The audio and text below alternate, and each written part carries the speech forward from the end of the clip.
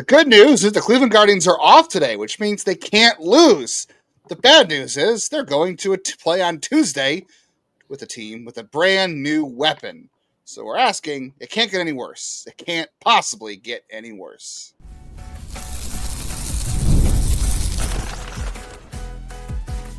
You are Locked On Guardians, your daily podcast on the Cleveland Guardians. Part of the Locked On Podcast Network, your team every day. So many good movie quotes come to me based on today, and quite honestly, watching all of those movies sound a lot better than watching actual Cleveland Guardians baseball. I'm not the kind of person who likes having off days, but today might be one of those. This is Locked On Guardians. There are no off days here. We cover your Cleveland Guardians. Win, lose, draw, lots of losing. From the majors to the minors, the draft, and everything in between. It's still our favorite half hour of the day because we talk Guardians baseball. We hope it's still yours as well. I'm Justin Lada. I'm here no matter what, talking Guardians baseball. I've been doing it for almost 3 years now, and I have been covering the Guardians minor league system since 2007. You can find all of my prospect analysis at the News Herald, the Morning Journal, and nextyearincleveland.substack.com. And always here with my friend, co-host, and co-therapist, Jeff Ellis. Thank you for joining us, all four of you. After the recent cold stretches, I am Jeff Ellis. Been the host here for 6 years. Before that, I was the national scout and draft and prospecting analyst at Scout and 24/7. I want to thank you for making today's episode your first listen today and every day, wherever it is you get podcasts. As well as our shout outs to all of our everydayers. I want to give a special shout out to Zachary Tinlin. I think I got it right. Hopefully I did. Maybe it's Timlin. If so, I apologize for my bad handwriting and messing up the shout out there. But yeah, we got stuff to talk about. None of it particularly good. Unless we wanted to make this the Nolan Jones show, which is the humor of it all right now. Like, unless we wanted to just go 30 minutes on Nolan Jones, who was the only player I think to reach base every single game in the series. That is, the humor of baseball right there. That is the humor. Yeah, on today's show, we're going to get into the Rafael Devers trade, obviously. We'll talk about the situation with José Ramírez and why they are not the same. We'll talk about what, not even close. We'll talk about what can actually be changed with this team, what's realistic at this point of the season and the rest of the year, and what it would look like if any changes did happen. We're going to start today talking about if the Guardians have bottomed out, if this is as bad as it's going to get this year, is it going to get worse? Talking about the series sweep in Seattle, I don't know. I guess I can envision it gets worse because Seattle's not really a good team. They're a mediocre team. They don't have a great offense. And the biggest outburst they had all weekend offensively was the grand slam from J.P. Crawford, who played like an MVP against Guardians pitching this weekend when the Guardians played like LVPs, except for Jose on Friday and Saturday and Nolan Jones all weekend, which, again, very ironic. But yeah, we really thought coming into the series that the Guardians would have a chance to win, and they did because they were one run away from winning on Friday. They were one run away from winning on Saturday, and a couple outs away, and then Sunday they never really had a chance, which is frustrating. But Friday the bullpen blew up, so ended up being 5. But yeah, I guess it was close early. I should have said it was close early. Ended up being pretty ugly. Yeah, and the Guardians scored 5 runs all weekend long. They did nothing with that 11-run outburst against the Reds. Didn't care. We talked about how important we thought that would be for them to head to the West Coast on an off day, coming off of an 11-run outburst, and nothing. They got home runs from José and Kwan this weekend, Nolan Jones, and then that was it. They went back into their shell. The only reason they even had a chance to win on Saturday is because Seattle threw a wild pitch, gave them their 3rd run. It's the reason they had a lead at that point of the game. And the other thing that's frustrating about that weekend game too, or the Saturday game, is that George Kirby, I think, walked 3 guys. He walked 2 in an inning. George Kirby doesn't walk anybody ever. And they didn't capitalize on the 1. And I was like, well, that probably feels like the game if you don't capitalize, because George Kirby's not giving you a lot of free bases. And they didn't capitalize, so I'm not shocked they lost. That was the first time, by the way, 121 games going back to last year that the Guardians lost the game where they led after the 8th inning. So that was a very rare thing to happen to them. But that also just proves that, the bullpen is good this year. It's not perfect. But you can't expect to win a lot of games scoring 2 runs and 3 runs. Like you just can't. Like I don't care how good your bullpen is. The Guardians made it work last year at times, but that was when you have also a lead in the ninth, you expect to win, though. Like when you have a lead in the ninth, you expect to win. But Full things stop. happen. We can if and a but when you got a lead in the ninth, you expect to win, especially when you have the closer you have. I think, yeah, we can talk about the offense. You still got to score more than 3 runs or 2, one that wasn't given to you for free. But we can't like nitpick how they got the runs. They had 3 runs. They had a lead. You should win. That we can complain about the offense. They actually, did an okay passable job Saturday. But like that's the bullpen. And they didn't hit when it mattered, though. They didn't hit when it mattered Saturday. You have a lead in the ninth. Full stop. That's on the bullpen. That's on Class A not recording. 2 runs does not, Jeff. Come on, 2 runs does not. You win have you a lead games. in the ninth. You're saying lead in the ninth, and you should that's okay to lose. No, that's the bullpen. I'm not saying it's okay to lose. I'm saying the offense. I don't care if it's 1-0, if it's 10-9. It doesn't matter. If you have a lead in the ninth, you should expect to win. Especially with the bullpen they have. I'm not saying you don't. I'm still just sitting here saying 2 runs is not enough. But they had 3. It doesn't matter how they got the 3rd run. They had 3 runs. 3 runs is still not enough. Go look at their record last year and this year when scoring 3 runs. Go look at when they score 4 runs. No, I know. In today's baseball, you have to score 4 runs to win a game. Sorry, you just do. I don't know. We're seeing offenses a little bit down right now, so I'd be kind of curious. Well, that's because the baseballs are not all the same. But okay, here's my question for you. This is a sample size that doesn't really matter because it's only 7 days. Over the last week, how many hitters on this team and who do you think have an OPS above 800? 4. Who do you think they'd be? Over 800 the last 7 days? Yeah. Jose, Schneemann, Jones, and Thomas, I'm going to say. Jones and Thomas are it. Even Jose hasn't hit as well over the last week. Like for the last week, Jose and Naylor are above 700, but it's just like it's kind of everyone. It's like, unfortunately, during this most recent skid, it's not just the parts that aren't good. It's everyone. I mean, we can talk about the guys like Schneemann has the 3rd or 4th worst. It's every part. I mean, the 5th worst OPS in the last 7 days is Steven Kwan. Like there's fundamental problems right now because just so many guys are not hitting, playing well, and we can question health or not. But the offense pooped in their bed this weekend. There's no way around that. But like you can also make the case on Friday and Saturday, so did the bullpen. And you got to protect the lead. You have to protect the lead. Absolutely. I mean, they weren't good. Like I'm not saying that it's the bullpen's fault on Friday, but I'm saying the bullpen wasn't good on Friday. And I'm saying they weren't, Class A coughed it up on Saturday, and Ortiz wasn't great on Sunday. Like it was all kind of all facets failure over this weekend series. Like we don't get me wrong. No, I guess they got no. Seattle, I think, had the only error, but like don't get me wrong, offense is way here at the top. That's the biggest issue.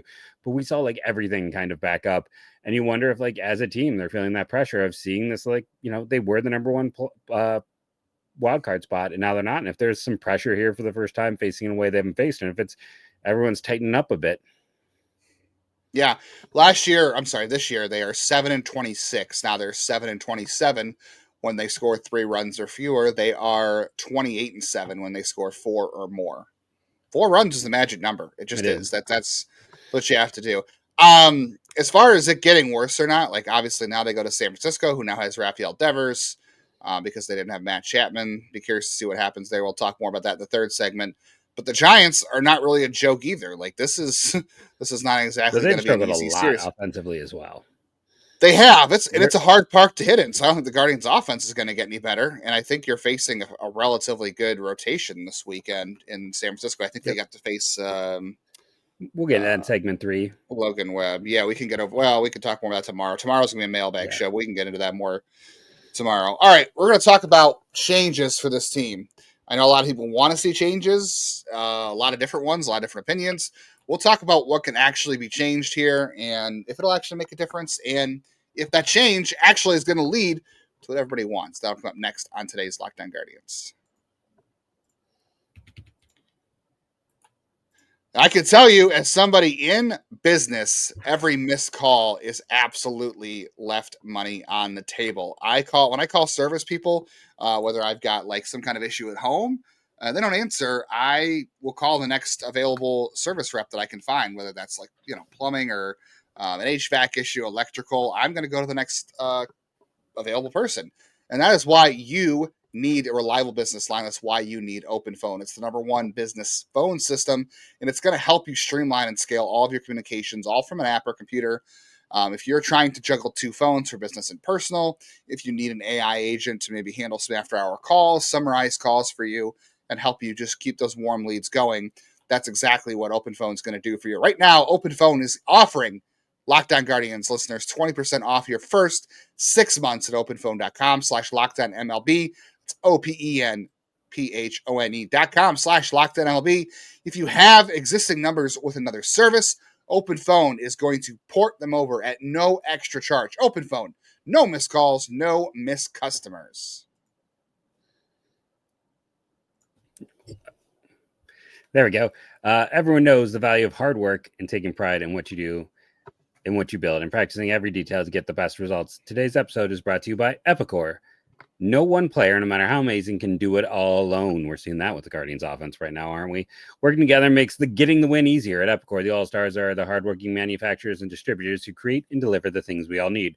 From aerospace to electrical to medical devices, Epicor ERP solutions are created by industry experts to help make every day easier. Seeing the whole supply chain easier.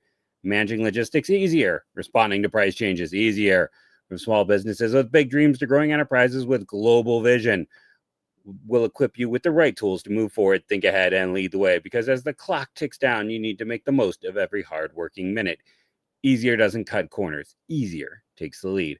Discover your success at www.easierwithepicor.com. That's www.easierwithepicor.com.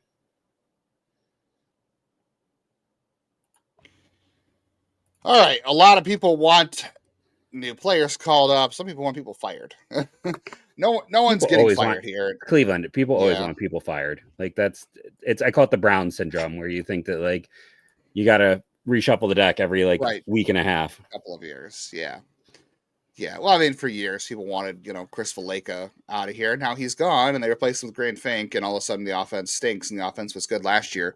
But it's pretty much the same players as it was a year ago, except there's no John Kenson-Noel having a breakout, a flash in the pan breakout. And who else are they missing from a year ago? Freeman had that good start. I mean, Freeman's actually doing well in Colorado, but we're kind of used to his. I'm sure we'll be getting about him. David Fry had a great first half. I know people are going to say Josh Naylor, but I'm sorry, I don't think they missed Josh Naylor that much. Santana has been similar. Yeah, they've been very similar offensively. So they really, we thought that'd be not necessarily a 1-to-1 translation, but it's pretty close. So I don't think, Josh Naylor represents the giant upgrade. Like if you swapped out Josh Naylor and Carlos Santana, I don't think this team's record is dramatically different. Maybe it's different by what? A game, two? Maybe. And if you pull outside Ciccone, I bet you it's a game or two worse.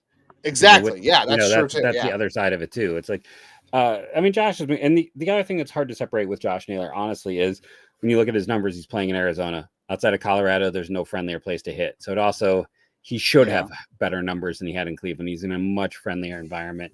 I wish Tim well. I'll also be curious to see how the second half treats him, as it's never treated him well. So we'll see how the year goes on. So the areas offensively, obviously that's the biggest thing that needs to change. From the starting rotation respect, I know some people were like, why didn't the Guardians trade for Aaron Savali? Well, Aaron Savali, A, is not that great this season.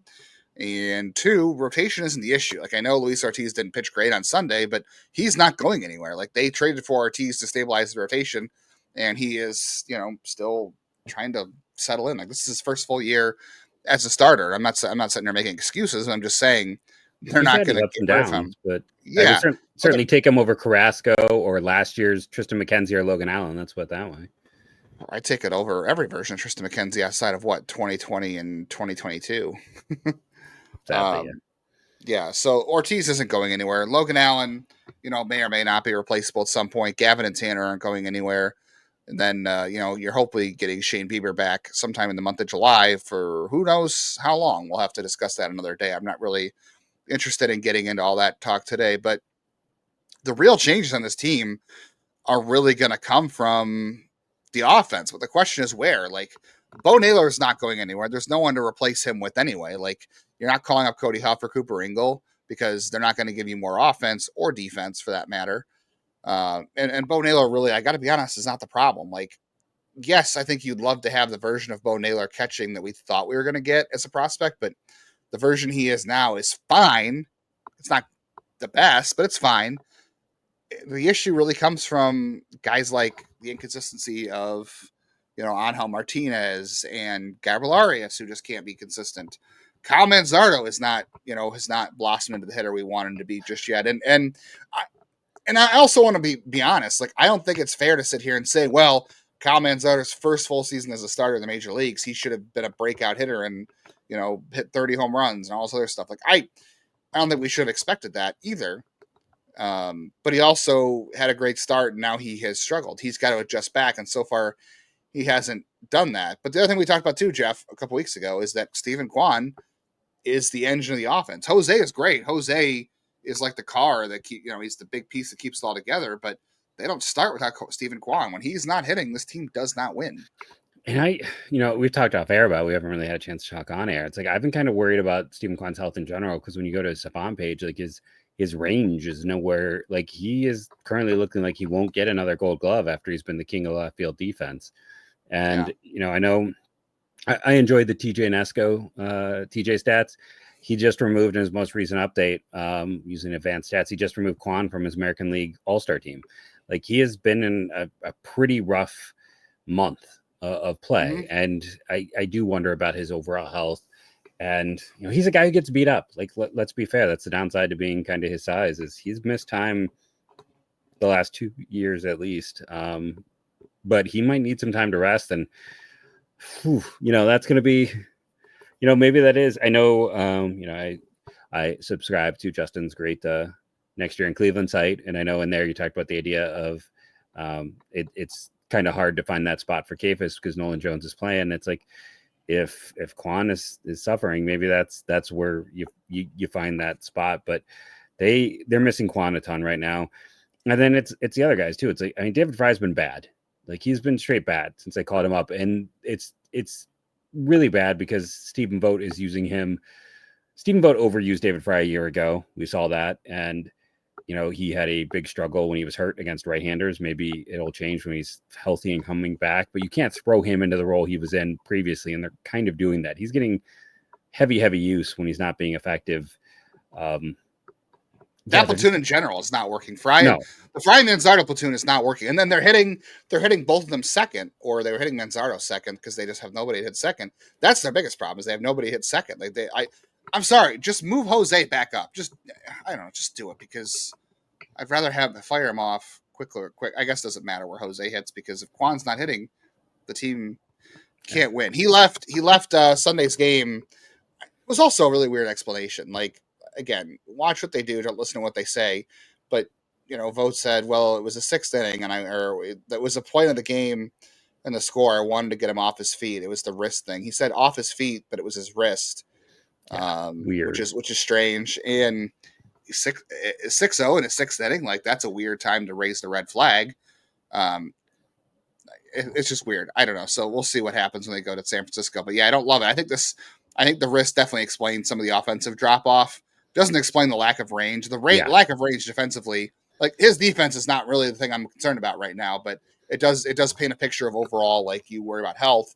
I think it's more him taking it easy on his hamstring. I think he worries about that hamstring, or both of his hamstrings. So I think that's part of it. But here's the other things too. Like you said, okay, if you have to IL Kwan, you go to Kayfus and put him in left field. Okay. I could see a Kayfus and Manzardo swap. But here's the thing. If you're bringing up a Kayfus, everyone wants Chase DeLauder. I don't know where Chase DeLauder fits, because right now the DH, right? Has he started playing the field yet? Even he's been playing the field. Yeah. Okay. But like with DeLauder, like, Nolan Jones right now is actually one of the guys who's hitting recently. I know he's not hitting with runner in scoring position, so you're not noticing, but his numbers over the last 30 days even have been really good. So they're not going to move on from him. And DeLauder's got 24 games in the minors this year. Like, he's not coming up for another month. Like, that's just not happening. And I don't even know who he replaces. Like, right now, Nolan Jones is not your problem. Your problem is a struggling Kwan. Your problem is Manzardo. Your problem is Angel Martinez. Your problem is Gabriel Arias. And all four of those guys are getting heavy playing time right now. Mm-hmm. Everybody else is okay to good, but they're not all stringing it together. Like, Steven is a good player on a not good team, but I don't know if he's a starter on a good team. So I don't know. I think Kayfus, you could call up for either Manzardo or you could IL Kwan, but I don't think that's going to solve anything. All right, we'll talk more about whether or not that can solve anything. We'll get into why José Ramírez and Rafael Devers, why the situations aren't the same. So if you're thinking about trades, that is not one you have to worry about. We'll talk about that next on today's Locked On Guardians. But first, get the supplies you need from the site made for skilled traders, supplyhouse.com. Whether you're into plumbing, HVAC, or electrical work, Supply House is the reliable way to order products online. And Supply House, we always talk about the Trade Master program and, you know, the extra edges like the free Trade Master program with the dedicated phone line, free shipping, discounts on every order. But it's just not, it's for more than just the skilled traders. It's for everyone. Go to Supply House and see, they have an inventory of over 200,000 parts. See what you need there. 400 of your top brands. You're going to find exactly what you need. And if you are a contractor, you are one of those skilled traders, then of course you would take advantage of the free Trade Master program. Who doesn't want a dedicated phone line? You can't find dedicated phone lines for any businesses anymore. Try to get a hold of a human. Yeah, good luck. You have a better chance of the Guardians having the best offensive baseball than getting a hold of a human on a phone line.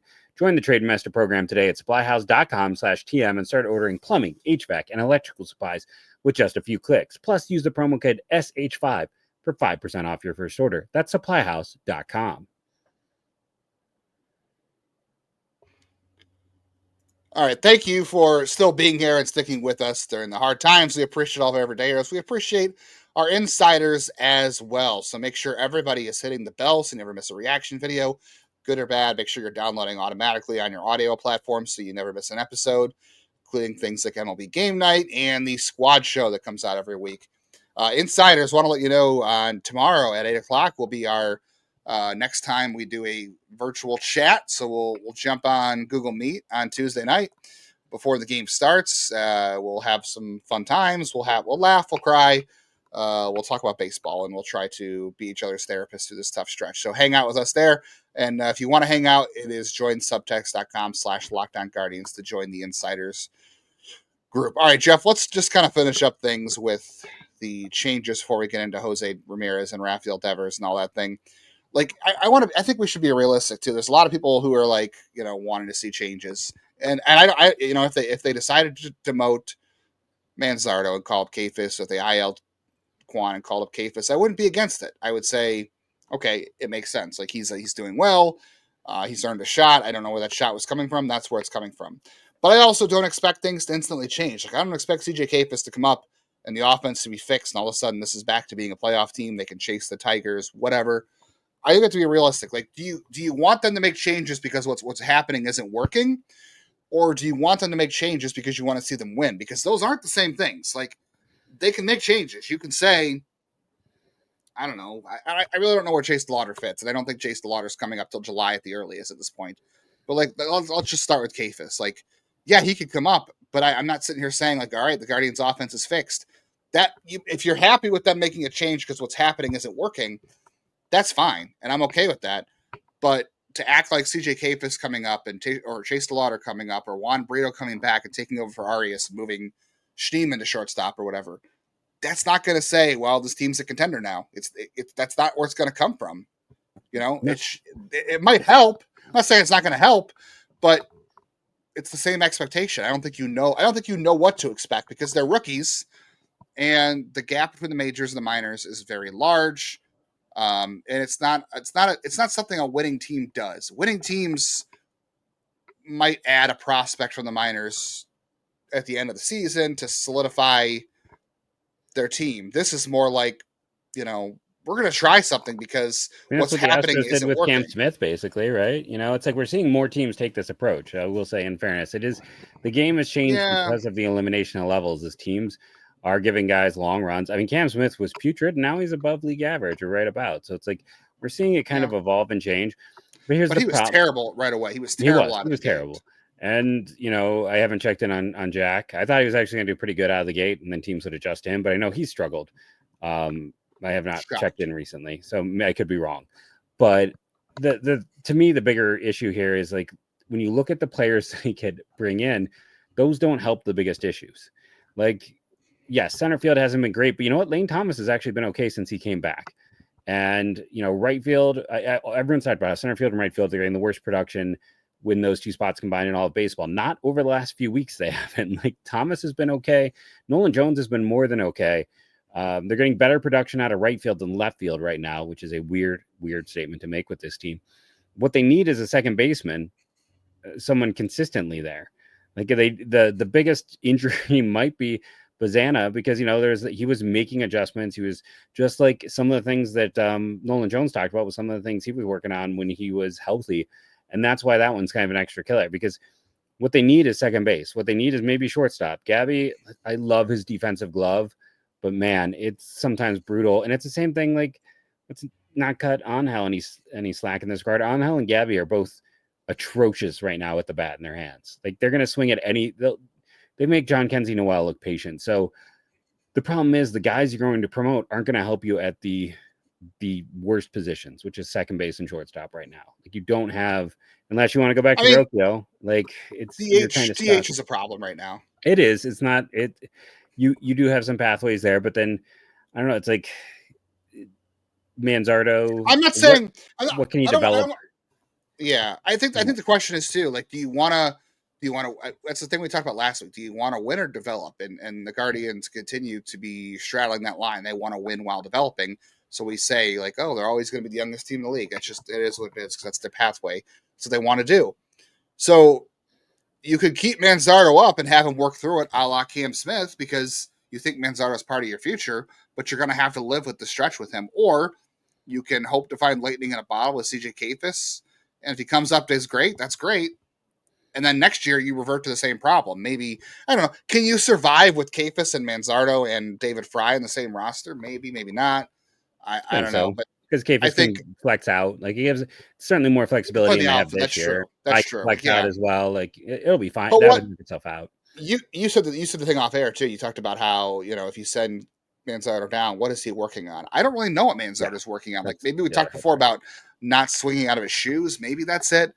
I'd have to look a little bit deeper, but again, you're guaranteeing yourself. And I'm not saying, like, well, this isn't going to fix them, so we shouldn't even bother trying. I'm not saying that either. I think that's the wrong way to look at it too. But you have to decide: do you want Kyle Manzardo to work through this or not? And do you want to be part of your future, or do you run to CJ Kayfus?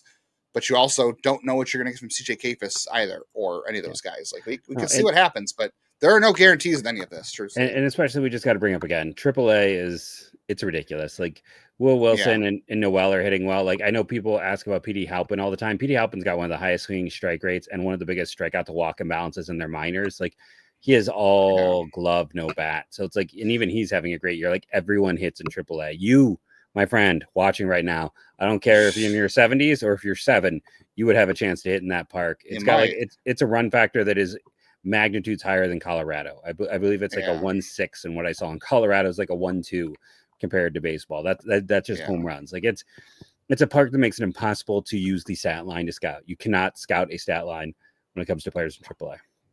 You cannot. By the way, Jack Haglione, 27 WRC plus, 2 extra base hits, 2% walk rate in 44 plate appearances as of Saturday, not Sunday's games. But yeah, he's going to go 4 with 4 home runs tomorrow. You realize that? I said that. Yeah.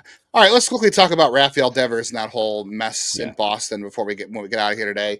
So I know I saw a lot of people saying, like, you know, they're trading Devers. Could the Guardians trade Jose and all this situations? Look, this is not the same situation. I don't think a lot of people are talking about this, to be honest with you, but I thought it would just be good to talk about. Like, José Ramírez I don't think he's going anywhere. Like, he has said multiple times over he wants another contract with Cleveland, and a lot of people are sitting there saying, well, we should trade him anyway because we're not winning and he deserves to win. I don't disagree. He deserves to win.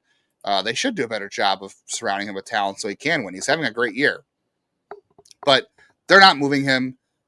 he doesn't want to be moved, and that whole mess with Devers and Boston was due to A, not communicating, B, Rafael Devers is a very different personality from José Ramírez. Yes. But that relationship was just so bad. And this emphasizes the importance of communication. Like, Jeff, go back to that the Athletic Yes, I was survey going to bring that up. week. Yeah, about organizations and how they deal with players and how players think of them. Best in baseball. No negative comments. Yeah. I don't know where the Red Sox were on there. By the way, that trade for the Red Sox, I hate it. Like, James Tibbs is a nice player. We think he's going to be good.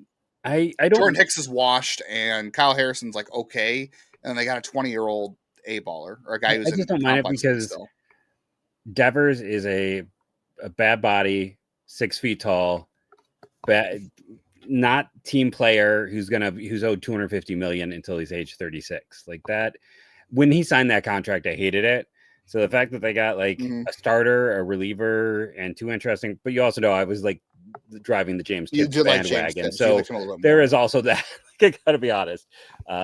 Show my bias. I think Tibbs can succeed there. I mean, Tibbs is a nice prospect. Yeah, I mean, they are a worse team now, and I think San Francisco is a better team now. But like all trades, you can't judge it like about this year or even next year. It's like that's a deal. Like for the first 3 years, I think it's gonna be great for the Giants, and then after that, it's gonna be great for Boston.